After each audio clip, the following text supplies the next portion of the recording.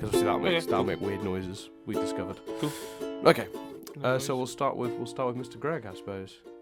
Yeah, man. Hello and welcome to Stephen University. Dan just said we'll start then, and then was silent. So I thought I'd jump in and do the intro. Because I was loading Chris up. speaking here. I was loading up the thing. You can carry on though. No, I'm sure you were. I'm sure you had reasons, but I just thought, you know what, Dan? Life's too short. Let's crack What on. I'm going to do is I'm going to play the full file so people can hear how very few seconds you gave before you jumped in. I think that was an unreasonable amount of time for you to decide that I was not doing it and therefore that you should jump in. But you know what? We'll let the record speak for that one, Chris. I'll play it and then people can in the comments they can decide if you gave me a fair amount of time to pause and go, hello and welcome to Stephen University. This week we're discussing Mr. Greg. Maybe I was too damn excited, Dan. You might have been too damn excited. That's fair. Well, maybe it's not. I don't know. Hopefully you enjoyed this one. Let's find out. Chris, what's it about? Did you like it? Can I just say a behind the scenes thing that's weird? Go. It's so weird because we were like 2 months ahead for ages, and we're still 2 months ahead. But we were like at one point, felt like we were like 40 episodes ahead, like it was nuts. And then the bombs have just like screwed us. Like not screwed us. We are still 2 months ahead. We are absolutely fine. But like I just looked at like the numbers of the episode and like just burned through 10 episodes recently, or burning through. We finished on Friday. We burnt through 10 episodes in 14 days. And I was just like, It just felt like, didn't it feel like the gap just significantly No, it didn't just feel like that. It literally did. Like, it was remote. It was amazing. Because the other thing that's funny about it is now normally we record 2 a week. That's been our tradition. But the 2 weeks in which the bomb happened were the 2 weeks in which Chris was in a play.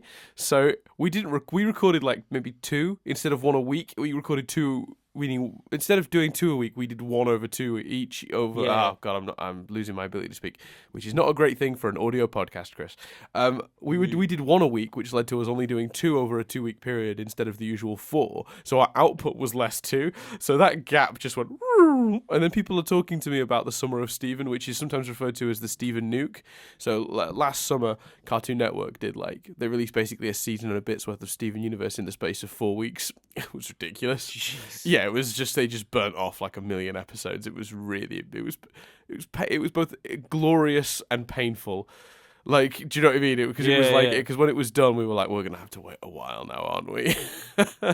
They just burnt through so much. There's no way production has caught up to this now. So then there was a bit of a gap, to say the least. So I think that the Summer of Stephen, the Stephen Nuke, people keep going, oh, if you're doing the bombs, are you going to do the nuke? I'm like, no. Just no. That's just not possible. We couldn't possibly get far enough ahead for that to be feasible. We'll see either stick to 2 a week, or at most maybe we'll switch to 3 to get us more close. Because by the time we're getting to that, Chris, me and you being 10, 20 episodes ahead, will be at the point where we're nearing the end of the road anyway. So there wouldn't be any harm in us sort of letting the podcast catch up to where we are.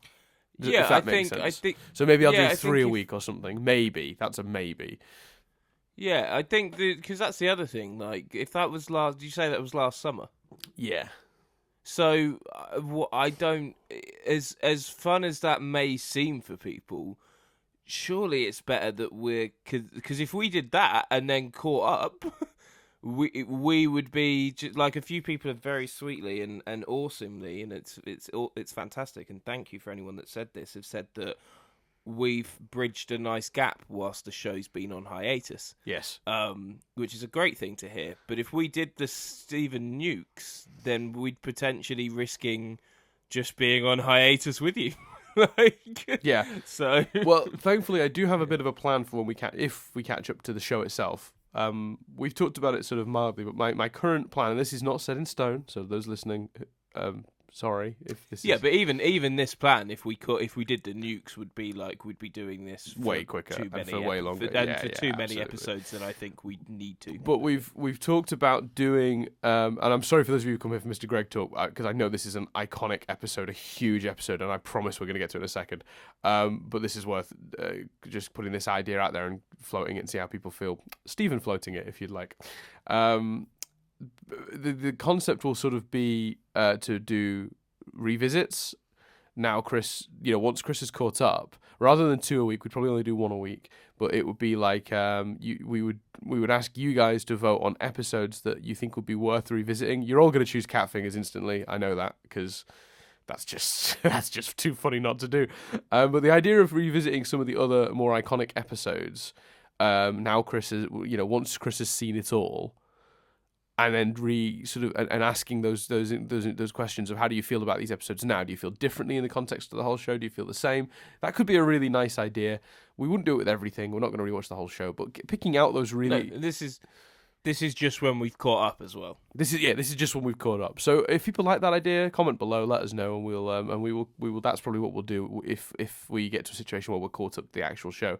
We'll do that in the gaps between episodes being released. Mm-hmm. So Mr. Greg. Mr. Greg was was mainly music. Yes, which you've in the past expressed some concern over they're doing a full musical episode.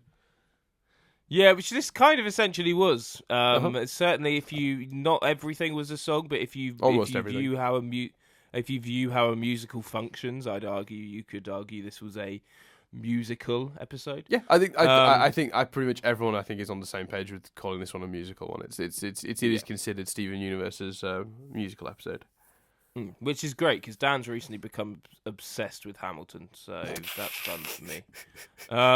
It's honestly, guys, like the other day, I was legitimately trying to plan something with him, and he was just quoting the Hamilton rap at me. Oh no, I wasn't. I was making up a rap. It still wasn't. You were making up a rap that didn't function as your half of the conversation. No, that's true. I was just sending you words that rhyme, basically.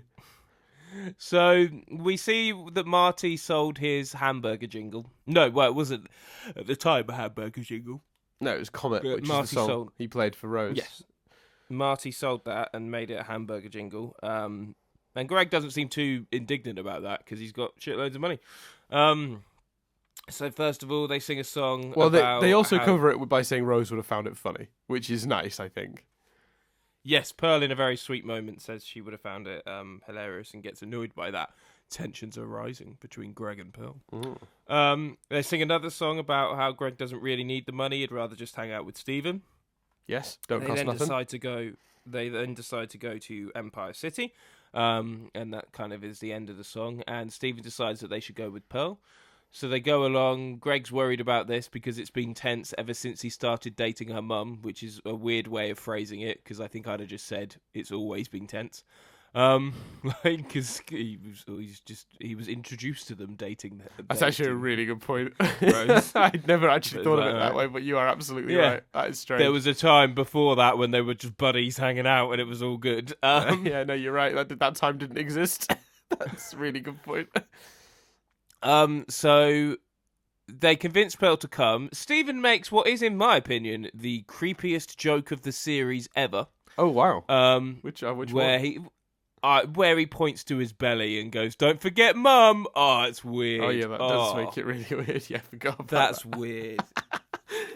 That's weird. It's like me pointing at my balls and being like, "Some of Dad's sperm's coming." Like, obviously we don't share sperm, but like, you know what I mean? That's a weird. No, it'd be like but it'd be like you having a kid and being like, "No, that doesn't make sense either." No, you can't make that work. No, I think the kid. Yeah, no, the kid. Yeah. No, it'd be like the. No, never mind. We're going down a rabbit hole. Yeah, we are. It's weird. I know. Our propensity for tangents here means that we should stop immediately, or we're about to say something very bad and get ourselves like banned on YouTube. No, I'm worried more about how like if you want a more unfiltered, check out Nothing But Static. We probably would have let that continue, but no one listens to that one, so it's fine. Yeah, our main podcast is now our secondary podcast. It's horrific. No one listens to the podcast that's our main podcast. You can see why I bring up sperm because like it's weird. It's a weird joke. The gem was her. And then she had to go make Steven, so the gem is sort of like it's weird. I found it weird, Dan. That joke. No, I see that. Yeah, and they've also never made a joke like it before. So I would also agree with that. Anyway, yeah. So, So to go to Empire, I would love it if the comments are just analysing that now. Well, is it weird? Let us know below whether you think that was a creepy joke. I think it's weird. I think I'm on your side. I think I see exactly what you're saying. It never occurred to me to be as being that weird, but like when you say it, yeah, you're right. It is a bit odd, definitely. And it's a joke. So if it wasn't weird, you'd have found the joke really funny. But that's the thing. It's not that funny either. Because usually you're like, I love that joke. That's how I felt about the gag at the end of the song where they decide they're going to go to Empire City, where Steven just goes, and let's bring Pearl. Yeah. Oh, it's so funny. Like her name comes up in little lights. Yeah, and then she's just stood there awkwardly in the spotlight. It's perfect. So they take Pearl. They start spending spending the cash. They sing another song about that. And then at the end of it, like Pearl's warming up, things are going well, and Greg's like, "Dance with me," and Pearl's like, "No, fuck off, Greg." Oh, sorry, shouldn't have sworn. She doesn't tell him to. I love the idea that Pearl tells Greg to stick it in that way. Oh man, I feel, literally. Right, listen. Please bleep that. I feel like that's a very sudden, harsh swear word. Right, no, I'm definitely not bleeping it. Listeners, start tweeting at the cast and the crew. I want someone to record a version of that scene. I want the voice actors in on this. I want someone to give me the audio where Pearl just tells Greg to fuck off. I'm sorry if anyone's offended by me swearing and Dan repeating it. But Pearl's like, no, go away. So then Greg and Steven are sleeping, and Pearl sings a song about how she should be over it. What's the song called? It's a good song. It's over, isn't it? It's over. It's interesting because it's a weird one because it's sort of like it's partly that, but it's partly her realizing, it's partly her getting closure. It's that moment she's like, well, I'm holding on to all these feelings, but it's over. You know, it's gone. Rose isn't here anymore. So even if it wasn't already over the minute she met Greg, well, it's definitely over now because she's not with us anymore. So it's a weird sort of it's weird because it's keeping a tension between Pearl and Greg alive, but it's also giving Pearl a certain level of realization and closure to her feelings for Rose. So it's a very, very clever song because it manages to do a great deal in a very short space of time. I got something else I love about the song, but I'll come back to that after the episode wrap up. So Pearl sings the song. Greg hears in a wonderfully edited moment where Pearl looks shocked and you see Steven, and then she's like, Greg, and the shot widens and it's Greg sat there. I thought that was so clever. Yeah, very good. 10 points. So Steven forces her and Greg to talk with another song. They talk. The combination of the song and the conversation seems to resolve stuff, and they seem to be more friendly with each other. And they all get in the van. Yeah, and Steven's sort of like happily drifting off in the back, and they're chatting animatedly. And they're chatting just seemingly fine. I do think you could make an argument that I think the song just about covers it, but they seem to go from naught to absolutely fine pretty quickly. Here's what I love about the song, Dan. I'm sure I'm not the first person to have noticed this or said it. What I love about the song is, until, in particular, the line, and now I have to look after your son, I was listening to the song going, oh, she's making references to Greg, but you could also make some interpretation that she's making references to Steven. I liked that. I thought that was a good bit of analysing, but I know I'm thinking it through. No, I'm thinking through the lyrics because I'd never seen or thought of it from that perspective. It always seemed. We'll whip them up. Whip the lyrics up. I'm gonna see if I can do it. I mean, I know most of them off my head, so I'm going through them. But let me get them up so I can read them verbatim, Chris, so that I don't, cock it up and get yelled at. I mean, while you're doing that, I'll go on a brief, unrelated tangent. Just while you're looking that up, it literally just to clarify, it starts with I was fine with the men who had come into her life now and again. I was fine because I knew that they didn't really matter until you. So she's obviously talking about the fact that Rose had had other sorts of humans she'd found interesting, and then she met Greg. I get that. I'm not saying the song's about Steven. I get that the song's about Greg, but you could make an argument for that line being about Steven. Steven matters to her, and Stephen took her away more than Greg did. Yeah, I suppose. Yeah, I suppose. Yeah, I hadn't really thought of it from that angle. And then the next line is, I was fine when you came, and we fought like it was all some silly game. Over her, who's she to choose? After all these years, I never thought I'd lose. Which is... She chose Stephen, ultimately. Ultimately, she chose Stephen over Greg. Yeah, but she's sort of saying she thought... She's including herself in that. No, I know. I'm like I say, I know the song's about Greg, but I just think there's a loose interpretation that you can be like, oh, some of this could relate to, and I just think that's neat. Mm-hmm. And then obviously one of the more powerful lines, you know, who am I now in this world without her? Petty and dull, and with the nerve to doubt her. What does it matter? It's already done. Now I've got to be there for her son.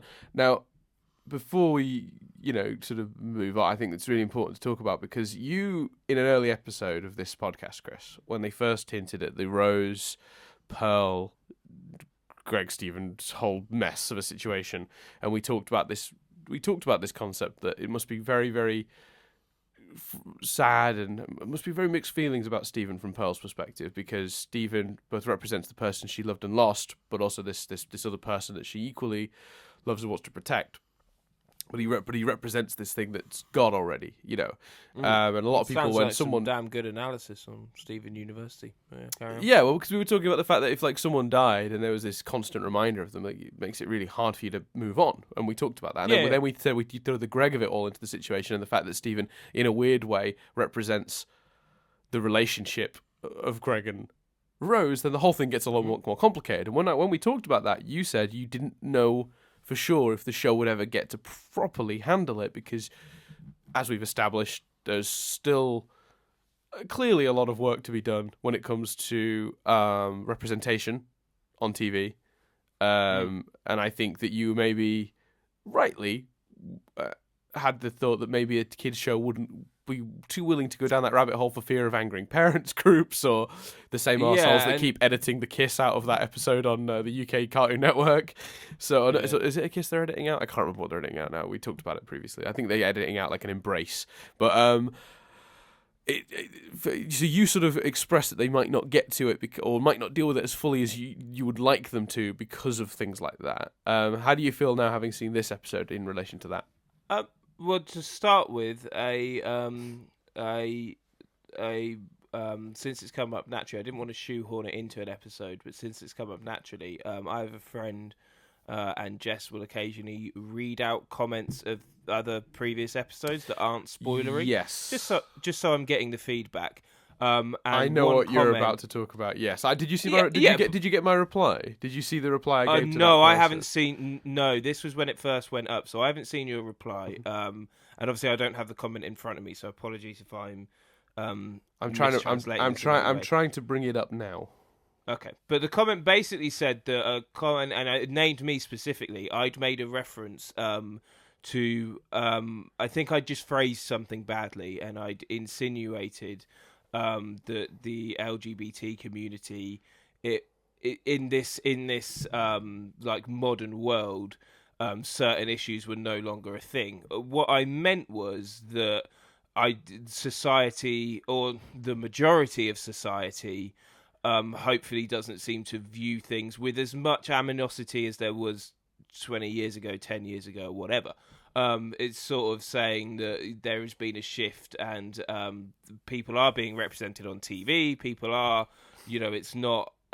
Whilst our grandparents' generation would find sexuality a thing to discuss, and whilst it's still very much a discussion, what I meant was that there's more accepting this, more openness than there ever has been.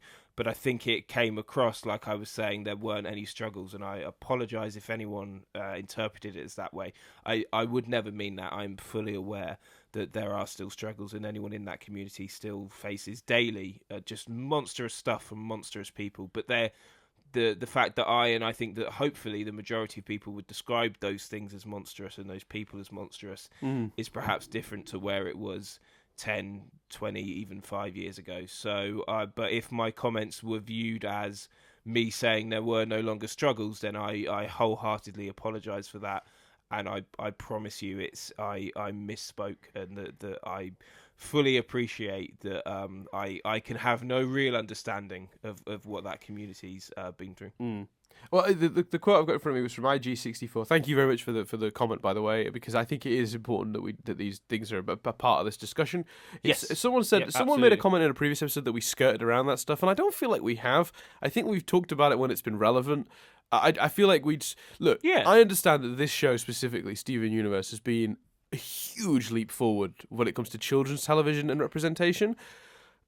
So I feel like that means some people feel like we should be sort of talking about that element of it every week, but I think that would be putting the show in a weird position, because I think the point of making representation in a children's TV show in the first place is to sort of to make those people that might grow up in an environment where they grow up to end up becoming homophobic because their parents feel that way or whatever. It's the idea of making sure they understand that it's completely normal and not at all an issue that someone would be gay in any way, shape or form, or any part of the LGBT community. That it's fine. And I think that putting a hat on that every week and bringing up how this episode represented that community would be separating it and isolating it and putting it out, and would actually undercut that, in my opinion. We've brought it up when it's been relevant, because the show should be acknowledged for being very important, I think, a really good step forward, particularly in children's television, for representation.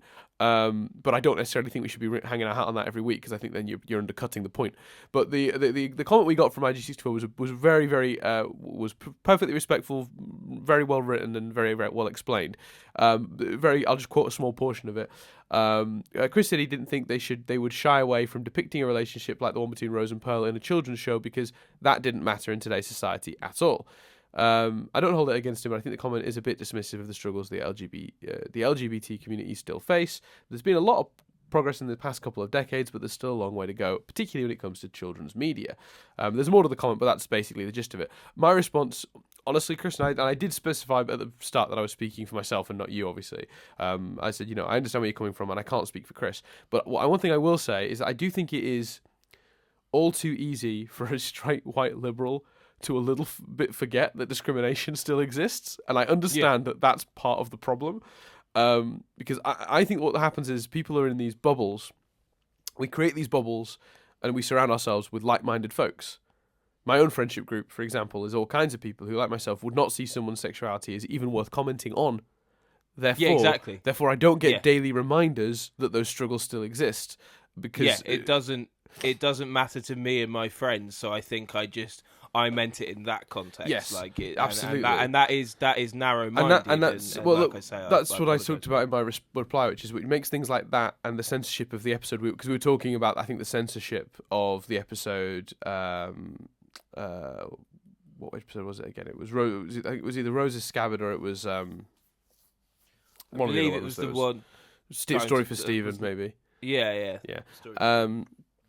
So what I was saying, that makes things like that seem crazy to a person who lives in that bubble. But of course, IG64 is absolutely right, because I think the battle to weed out discrimination can't be won if the people who should be fighting think it's already won.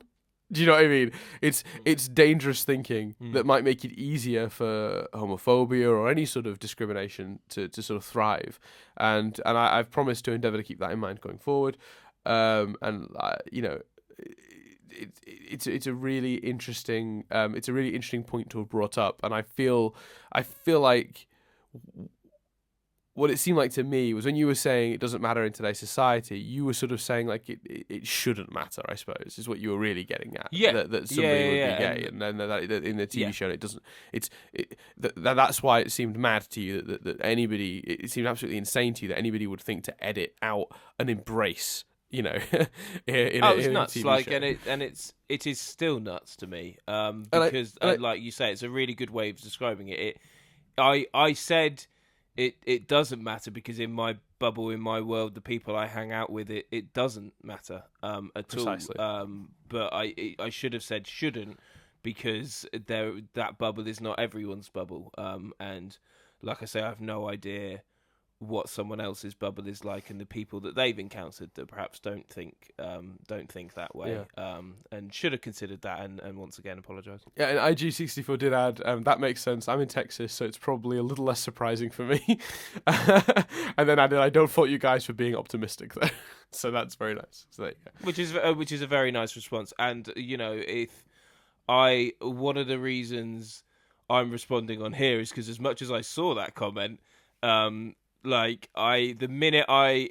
you think, sorry, it's an important matter, Chris should have commented back. The minute I do that, someone's going to accuse me of reading all the comments, and I don't read all the comments. I didn't even read that one; it was read to me. So I've just been waiting for it to come up naturally on the podcast. But let's talk about it then in the context of this episode. Then, so Mr. Greg's obviously a huge episode for the show, because it very much does tackle that relationship that you were interested in, but concerned they would skirt around and never really tackle. Yeah, which is nuts. Now I know the show better. I can't remember at what point I said that. It was very early. Watching this episode didn't feel out of place at all for the show, and it wouldn't surprise me if we deal with it more. Like if we got flashbacks to Stephen as a baby and Pearl struggling with him or something, that wouldn't surprise me at all. In a way, I expect that, and I think that the show does such a wonderful job. And what's amazing is they make it so crystal clear what the situation is without even overtly saying too much. It's not like there's a point where Pearl goes, I was in love with... Oh, I think she does use the term love, but you know what I mean? She's not... It's not... I fancied her. It's so beautifully written. It can be so hard to express complex ideas in songs. That's the thing, is it's easier, and I'm not saying obviously that it wouldn't have still been impressive if this episode hadn't been a musical, but the amount of character work done in a handful of songs is incredible, really, because when you're in a song, you're trapped into rhyming patterns, so you can't, and also songs in general are less overt than dialogue, as you were just pointing out. It would have taken 30 seconds to have Pearl be like, well, I loved your mother, Stephen, and she chose Greg. I've expressed that in a sentence, whereas, doing it in a song, it's so much harder to do, and then still to make sure it's emoting and that it's powerful and that it has context. And when you look at something like It's Over, Isn't It? Which, by the way, when that episode aired, I think I listened to that song 100 times in the space of a day. It's great. It's a staggeringly good song, and since then I've come to appreciate the other song. I think the other songs in this episode get really, unfortunately, overshadowed by It's Over, Isn't It? Because I think that's just the more iconic one. Pearl in the suit, on the in the tux on the balcony, the visuals, the music, the way it all comes together. It is very much the crux of the episode. And holding the rose itself, actually a physical rose. It's all just so beautiful, and of course, not to undercut the incredible vocal work of Dee. I never know how to pronounce her surname. And Dee Magno Hall. Or I always want to say Mango Hall, which is clearly not what it is. No one's surname is Mango, I don't think. Maybe. Comment below, I don't know. But she does a fantastic job here, a really good job. That's a brilliant vocal performance. It's incredible, but the problem is it does overshadow the other songs. But when you look at even Both of You, just the minute Stephen gets to that line, you might not believe it, but you got a lot in common. You really do. You both love me, and I love both of you. That moment is heartbreaking. And because he's right, because what he's ultimately saying in that final song is, you both lost Rose. No one understands what you're going through like each other. You both loved a person that's no longer here. You should be talking, not to help you get over your unnecessarily your animosity between each other. You should be talking because you could be each other's coping mechanism here. Because you've both gone through the loss of that person in your life. No one understands. You two should understand each other more than anyone else in this group, basically. And he's right. He's absolutely right. And it's that final song has since become one of the more powerful ones to me. I think, because I'm not saying it's necessarily more powerful than It's Over, Isn't It? But it's such a shame this episode is so good that a song like Both of You could be overlooked. When in any other episode it would be one of the most powerful ones. Absolutely. 100%. I mean, this episode was nominated for an Emmy, Rightly so, I felt. Didn't win. Can't remember what it lost to. Probably Stephen. No, probably Adventure Time. Fucking Adventure Time. No, I don't know. I don't know who won it. I know Adventure Time was up the same year though. But yeah, no, I think that. But quite like you say, it's the episode's strength is the complex ideas it puts in the context of the show. Like, it's just wonderful, but it's fun as well. Do you think they resolved their differences a bit too quickly? It depends how you want to look at it. I didn't look at it as them necessarily resolving the differences. I looked at it as them taking, and this is fansplaining, by the way, that this isn't expressed in the episode, so you're absolutely fair to think that maybe it was all a bit resolved too quickly. I don't know if I think they did. I just think I think someone could. My feeling is that it wasn't necessarily that the episode was the resolution. The episode ending was the first step of guys talk to each other, because the problem here is you're both avoiding it, and that's a really powerful message and a great lesson, I think, to teach people as well. It's that avoiding an issue like this is not going to help anyone. It's going to build. It's going to be tense. It's going to, expressing yourself and actually explaining your feelings. You might realize you've got more in common with the people that you're sort of butting heads with than you think. And I'm applying it now to a wider context, obviously, not just the specific situation that they've laid out here. And I think that's a really good message. I think when you are in some way having tensions with another person, or you're not getting on, or whatever, having that conversation is super important, in my opinion. And I think that an episode that teaches that message is really good. Therefore, at the end of the episode, when they're talking and laughing, it's not saying, "Hey, they're best buddies now." It's saying, "Look, they're talking." That's the first step first step to healing. There may be more work to do. That's how I interpret it, but I acknowledge that if somebody came up to me and said, "I think that's too quick a resolution," that you are totally reasonable to feel that where the episode ends is suggesting that they're just best buddies now, which would be a little too quick, because it's clearly this tension's gone on for literally years. So yeah, that would be too quick in my opinion. But thankfully for me, I just didn't interpret it that way, so I got a lot more out of it. I would not discredit someone for thinking otherwise, though. What did you think to the brie? Because I didn't think it looked that expensive. I thought it just looked like regular brie, but I suppose that's all in the taste.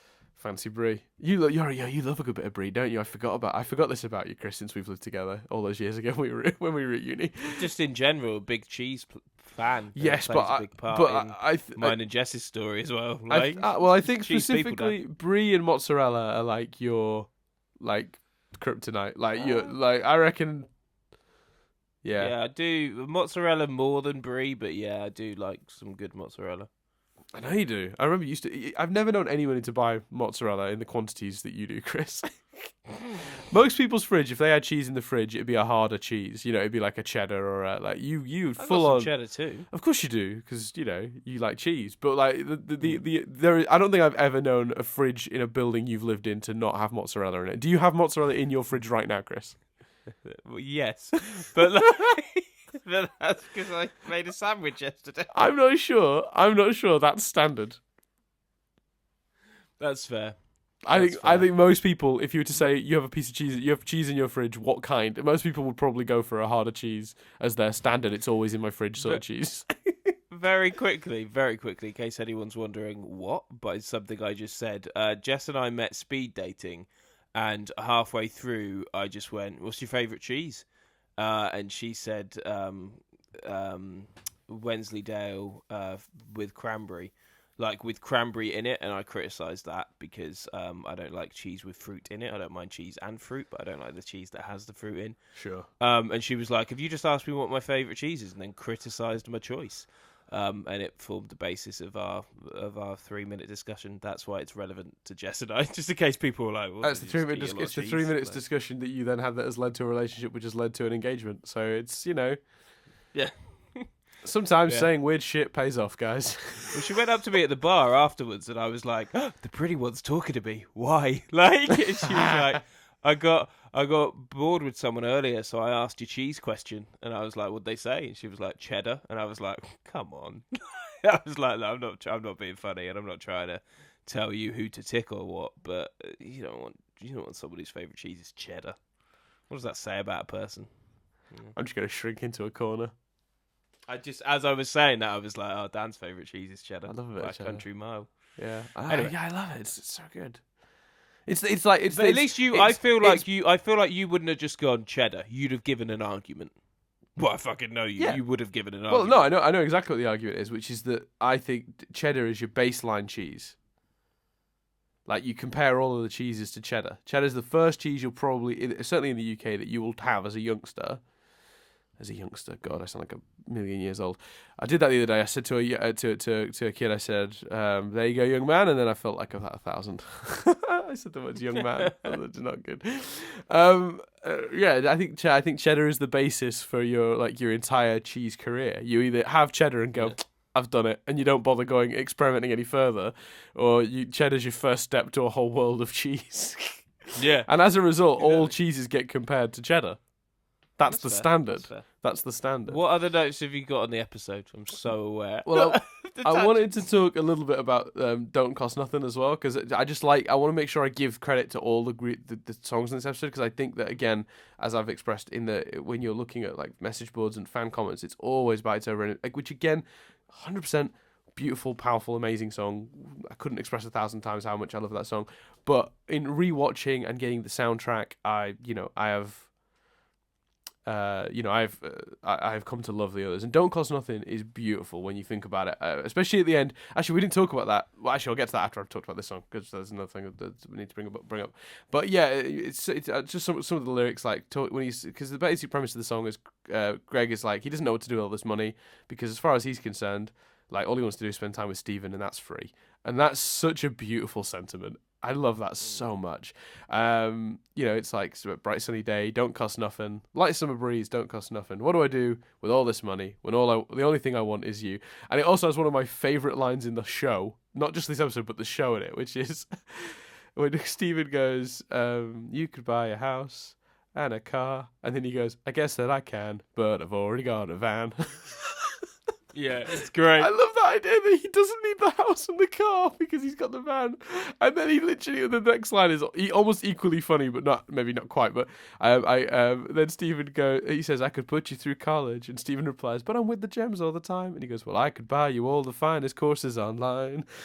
Which is just like the amount of jokes they cram into that song while it being a very sweet sentiment is commendable, because while both of you is just full of emotion and beauty and powerful messages and all that stuff, Don't Cost Nothing is a sweet song with a nice message, but also extremely funny. So I think that's one of those things. This is one of those episodes that literally has it all. I think the only thing this episode doesn't have is action, I suppose, if you were to... But you couldn't fit an action beat into an episode like this, because it just wouldn't fit. But I think that's a genuinely really good part of it. And I will say what's amazing about this song as well is they then bring it back later when Pearl tries to sing a verse of it. And he's like, yeah, it's really nicely done. And then and she doesn't quite get the lyrics right. And then he's like, I'm surprised you remember it. And she goes, well, it's catchy, which is such a sweet acknowledgement that she sort of appreciates something about Greg that Rose saw in Greg. Because that's that whole point from the beginning of the episode. It's that Rose always saw things in Greg that other people didn't. And the idea that Pearl's now doing the same. Yes, shows not necessarily they're going to be in some sort of relationship, but like that they're going to be that she's now sort of appreciating the things that Rose saw in Greg, and therefore understands how Rose maybe made that choice. Yeah, and the reasons behind it. Yeah, 100%. Sorry, I'm waffling on. I just love this episode so much. I had a feeling this might happen. No, it's brilliant. It's so good. I love the fact that obviously we got a bit of Empire City as well. Yes, which they really visualized. I didn't think we'd go there so soon after Lapis flew over it and we were introduced it in that episode. I did. Oh yeah, I did hint, didn't I? I did hint when we talked about that we would see it again. That there was an episode potentially set there. I remember. I'd forgotten that I'd hinted that. Yeah, and I just love how they just used the hotel stuff for not just gags, but also to just really make it feel like a musical.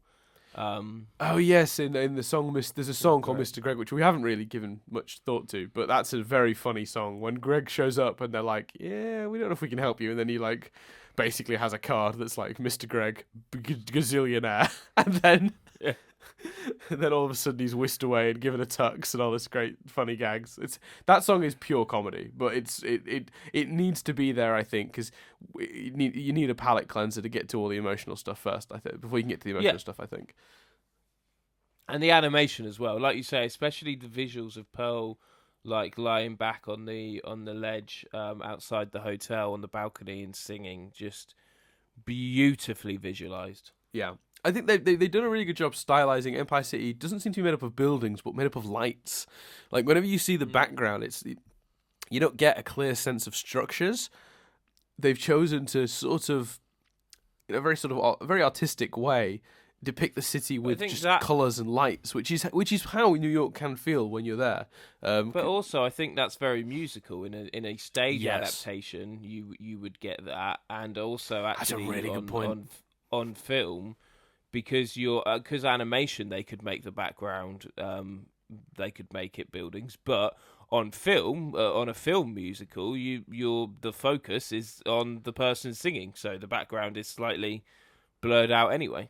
So. Yeah, that's a really good point. Like genuinely, you're right. That's exactly how they'd represent it in a musical. I also thought that like the staging with all the hotel staff as well, when they were all sort of dancing around and like being a part of like the movement, that all really adds to its musical feel as well.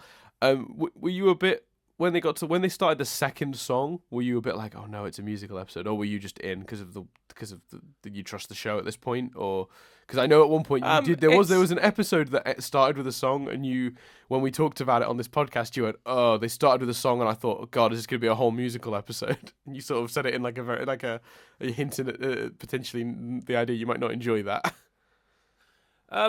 Yeah, I would have done if it weren't for the fact that I started from a place of, oh yeah, like it opens on Greg, and I was like, oh yeah, because as Dan alluded to, it's been a bigger gap than usual.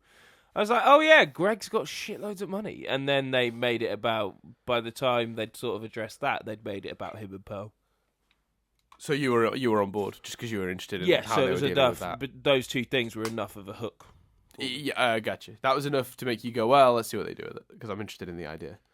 Yeah. That makes sense. So there's a lot of references. Empire City apparently isn't just a New York analogy. Apparently they included some elements of Las Vegas in Empire City. It's sort of an amalgam of the two. But apparently New York. Yeah, I think they give it a vibe of Vegas. Yeah, a little bit. Yeah, I think that's definitely a percentage of Vegas in there. But I think apparently the choice of making it like New York-y is because obviously New York is known for its Broadway musicals, which this show has a whole sort of inspiration from. Steven's shown to play the piano for the first time. That's one of the notes that I noticed, which I guess that's right. We've never seen him do that, so it's nice to know he can do play that. anything, can't he? Jesus. Yeah. And apparently this is now. I had to think back through this because I wasn't sure this was accurate, but I think it is. Apparently, this episode marks the first time Pearl has had a completely solo song. She's had a lot of songs in the past, but they've always been shared with someone. So, like when she did "Strong in the Real Way," Steven does a verse of that, and when she did the song with Connie, about "Do It for Him" or "Do It for Her," I should say. When she was teaching Connie sword fighting, Connie obviously was in that song with her and doing verses as well. It's an interesting observation that she's literally never had a solo song until now. I think the thing about that is it's a fair point and an interesting observation, but her, the songs are so. I don't feel like she's not had a moment with the songs. I don't feel like whilst she's shared verses, I think she's had songs. Yeah, I still consider "Do It For Her" to be a Pearl song, even though Connie is a part of it. That's absolutely for sure. There's another song coming up as well where another character sings with Connie. I'm not going to give that away too much because that's a fairly sort of praised one as well. And I think that's not Connie's song, but the character's song. So intriguing. Yeah, I thought that'd be a nice little tease without giving anything too strict away. Anything too detailed away. Cool. So yeah, the original apparently the original draft of the song is completely different from Pearl's ballad. There's no specific reasons as to what was different, but Rebecca Sugar has stated that this song changed a lot in its execution as they went through cool. developing it, which usually it sounds like the early, from what I can tell, the early Rebecca Sugar demos, because what she'll do is she'll get together a version of it on her ukulele, usually, depending on the song. Obviously she didn't do that, I don't think, for Stronger Than You, but for like a lot of them, even if the song ultimately becomes a big operatic sort of piano piece or whatever, she'll write the initial version of it on her ukulele. And so there's these, if you go online and look them up, you can hear a lot of her demos, and then they're used by the actual team who developed the music for the show to turn them into full songs. So they end up being quite close to her original idea. This sounds like this one went through a lot more development than which others. I think is just for the, if you're doing what is essentially a musical episode, you'd make sense that you'd work on the music that hard. Yeah, I would agree with that. Yeah. Apparently, some people felt like some of the lines in Both of You sounded like they were Rose's voice. Apparently, no, it is just Stephen. They cobbled the song together from multiple takes, which means that occasionally Stephen's voice sort of shifts a little bit as he sings. Sounds slightly different. And that's led to some people speculating that you can sort of hear Rose's voice sing some of the lines in Both of You, which, yeah, one of those things. Let's have a look. Mentioned that it was nominated for an Emmy. Both Rebecca Sugar and Tom Sharpling, who voices Greg, referenced in the New York City Comic Con that Mr. Greg was their favourite episode. Oh, nice. Apparently, Rebecca added that she had always dreamed of working on a musical. So, well, I think they can get away with doing this every year or so. Like, do another musical.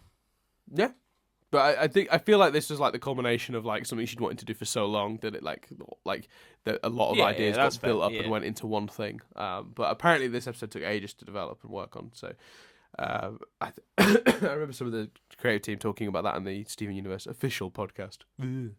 Official podcast. Damn you guys for starting an official podcast months after we started this one. Still bitter about it. It's a really good podcast as well. I really wanted it to be bad. Do you know what? I was so desperate for it to be bad, but Mackenzie Atwood's done a really great job. I mean, she did have the benefit of being whisked out to Cartoon Network's, I guess, the headquarters or the studios or whatever, and actually interview cast and crew, which certainly made it a lot easier for her, I guess. But still, it's a really good podcast. It's really well put together. You don't get the high quality tangents about cheese, do you? No. So. Yeah, it's exactly right. Exactly right. What else? There are other things in this episode that I should point out, but I can't remember. Oh yeah, apparently, because I was a bit confused. So there's a moment when Greg eats a cherry and refers to himself under breath as Cherry Man, and I was like, what? So I looked it up, and apparently it's a callback to Winter Forecast. Do you remember the episode Winter Forecast? Where Stephen had future vision and saw all the different ways they would get with Connie and stuff. And apparently Greg put on a sweater with a cherry on it and referred to himself as Cherry Man. And I like the idea that that's a thing, just subtly, lightly in in a lot of Greg episodes. Yeah. So I mean, I don't even know where to start with that. If I'm being honest with you, Chris. So anyway, let's see. Is there any other notes? No, I think that's all the major stuff. Cool. Yeah. There you go. You had some tangents, but shit's been longer, so hopefully it balances out. Well, I'm really sorry. I think I love this episode so much. I fear that I've like rambled on, and people wanted your opinions, and I've just expressed why I love it so much. I feel like I've but I share your opinions. So what he said. Yeah. I know, it's just what I should have done is just shut my mouth for the first 20 minutes and just let you. No. I think, like I say, my overriding thing is the complexity of it is just stunning. But if you think about it, it's a hard one because you really just can analyze the songs, which is what we did. So it's all good. Which is what I did. I should have let you do some more. I said I agreed and stuff. I know. I feel bad. I feel like I've overtaken this one. I was excited. I was really excited for this episode because it is one of my absolute favourites. I think that's natural to happen when it's a fan favourite as well, because the fans want to hear. that passion and stuff, and that's from you. Did you feel that when you were watching it, that it's like a big one, that it's a famous one, that it's a fan favorite? I mean, I think I was just watching it and just entertained by it, and I wasn't thinking of it in that wider context. I didn't really realize it, to be truthful, until you described it that way, and you were like, full on about it. Because this is like, I mean, when we did that joke, or I did that joke, I should say, at the end of Jailbreak, where I was like, right, you can all turn off now. This is the episode you were all waiting for. It's gone, bye. Like, I was joking, obviously, but that was the sort of gag I was making. And a lot of people underneath were saying, oh no, I'm still looking forward to this. And this episode, Mr. Greg came up a lot. Yeah, but so did Say Uncle, so no accounting for taste. For different reasons. People knew you were going to lose your shit and Say Uncle, which, by the way, if we do the revisits, I'm sure they're going to make you watch that one again as well. Yeah, Jesus. That's why we're not doing the Stephen nuke. Yeah, because Chris doesn't want to get us caught up, because he doesn't want to have to revisit things like Say Uncle and Kathy. But to be fair, there are some episodes you must be thinking that would be nice to go back and watch. Like, the very first one would be interesting to see now. Yeah, definitely. Yeah. Like, I'd be really fascinated to get your thoughts back on those early episodes before really the full sort of scope of the show was made known, to see if you feel differently about them with the show's context. Yeah. This is this is definitely something we should do. Yeah, we're still talking, Chris. I know. I think is this now our longest? Yeah, but to be fair, the tangents were so long. I felt like. Oh yeah. I'm not moaning. I felt like if we'd taken the tangents out of this, it would have been a normal episode length. So I feel like I've just made sure we gave people what they needed, and that they didn't lose out on Mr. Greg chat through tangenting. I'm not moaning. No, hopefully no one else is. It's not like we got to record and get another episode of Nothing But Static up tomorrow. Yep, that's not true at all. It's not like we're about to immediately record something else that actually goes up tomorrow, rather than this, which goes up in like 2 months' time. We're the worst. Should I outro it? Because I introed it. What's the next episode called? The next episode is called Too Short to Ride. Okay. I've been Chris Billingham. I've been Dan Doolan. And we'll see you next week for Too Short to Ride.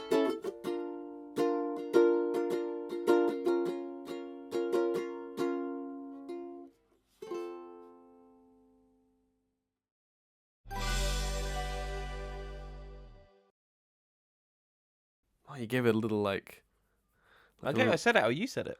Yeah, you give it a little. I like that. Too short to ride. Like you gave it like a. Too short to ride. Too short to ride. I think it's just becoming noises now, isn't it? If we keep doing this, it's gonna be. I love how we had a thing about the episode going on too long, and now we're literally just repeating words in a different tone. Too short to ride. To ride. Too short to ride.